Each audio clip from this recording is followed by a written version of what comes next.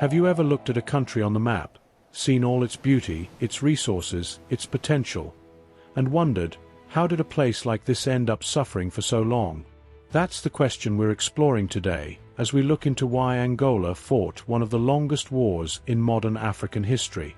Before we go far, how are you doing today, and where are you watching from? Drop it in the comments below, and while you're there, go ahead and like the video, subscribe, and turn on your notification bell so you don't miss any of our stories here at African Folklore Archives. Now let's begin. When people talk about Angola, they often jump straight to the 1975 Civil War, but the roots go far deeper.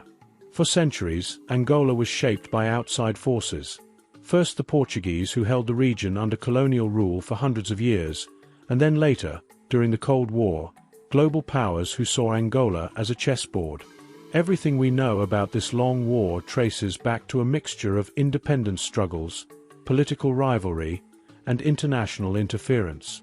And the more you look at it, the more you realize that Angola's war wasn't really one conflict. It was layers of conflict stacked on top of each other.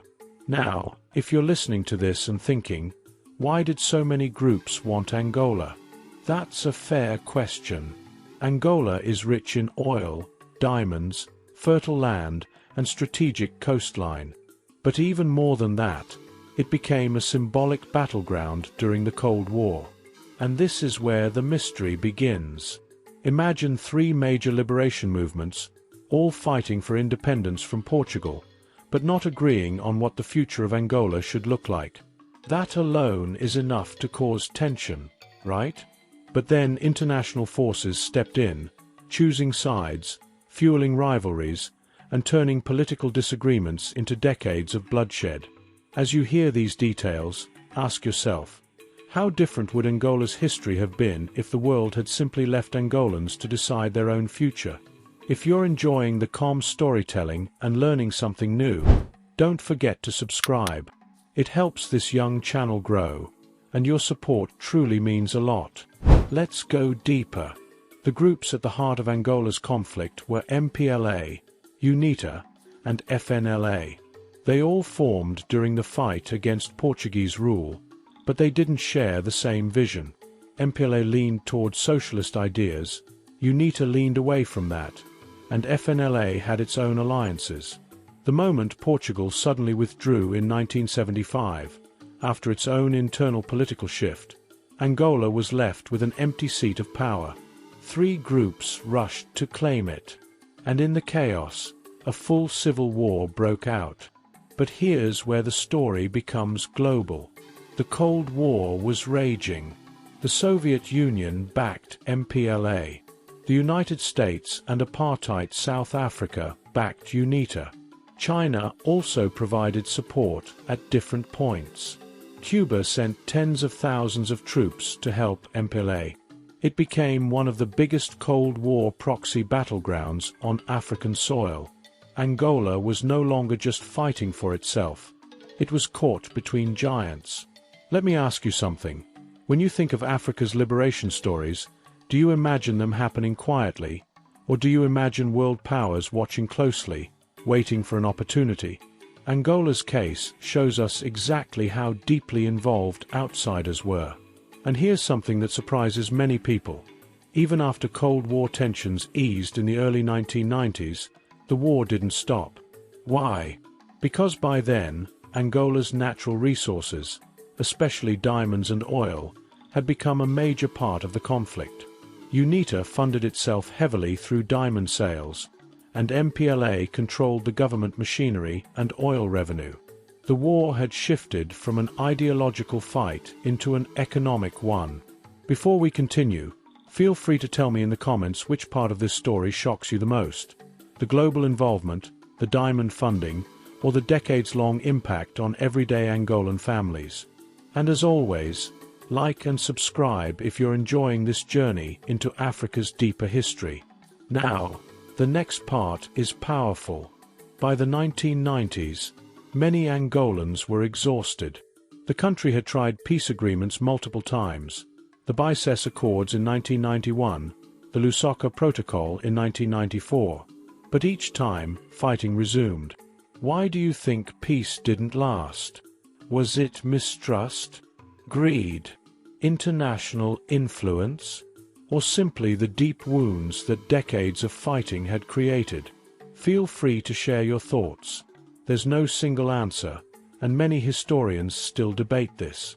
One thing we do know: the war finally ended in 2002, not because international pressure forced it, but because one major event shifted the entire balance. UNITA's leader, Jonas Savimbi, was killed in battle in February 2002. Without him, the movement fractured, and a ceasefire was reached soon after. That moment marked the end of a conflict that had lasted 27 years. 27 years. Think about that. That's long enough for a child to be born, grow up, and become a parent, all without ever knowing peace.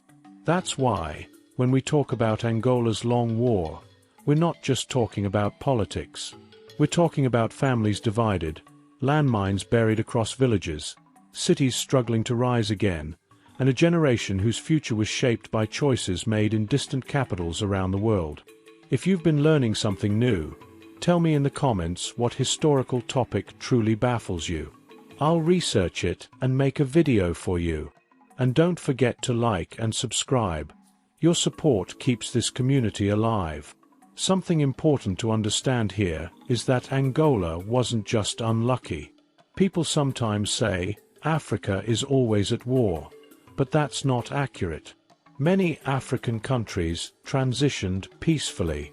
Angola's tragedy came from a perfect storm: an abrupt colonial exit, deep political differences, Cold War interference, and valuable resources that turned the conflict into a business.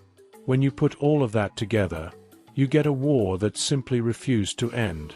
And here's something worth reflecting on. When Angola finally found peace, it wasn't because everything was solved. It was because people were simply tired. Sometimes, peace comes not from victory, but from exhaustion. Let me ask you this: what part of this story feels the most heartbreaking to you? The foreign interference? The unending battles? Or the way peace only came after so much loss? I'd love to hear your perspective. These reflections are part of why this community is growing into something special. As we begin to wrap up, don't forget to like, comment, and subscribe. Your subscription is a real support for this channel, and it means the world to me.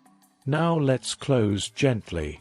Why did Angola fight for so long? Because history placed the nation at a crossroads where colonial legacies, global rivalries, political visions, and natural wealth collided. Because too many people, both inside and outside the country, saw power, opportunity, and resources instead of seeing the lives caught in the middle. And because once violence begins, it takes far more courage and trust to build peace than it does to continue fighting. Today, Angola is rebuilding. Roads, cities, schools. Many were destroyed, but the people are moving forward. And maybe that's the real story here. Resilience. Survival. The quiet strength of a nation determined to rise after nearly 3 decades of conflict. Before we end, tell me in the comments, which part of this story stayed with you the most? Was it the Cold War interference? The diamond-funded fighting? The decades of struggle? Share your thoughts. I'd love to hear them. And if this touched your spirit or taught you something new, don't forget to like, comment, subscribe, and turn on the notification bell. Our stories deserve to be remembered, and your support keeps the wisdom alive.